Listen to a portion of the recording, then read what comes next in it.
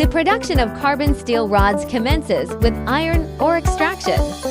The iron ore is then smelted into hot metal using blasting furnaces, followed by the conversion of this hot metal into steel via a converter. Throughout this process, the chemical composition is meticulously controlled to remove impurities.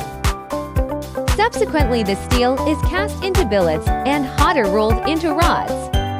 Carbon steel rods exhibit superior mechanical properties, including high strength and good toughness, which enables them to stand with external forces and accommodate deformation. They also possess excellent machinability,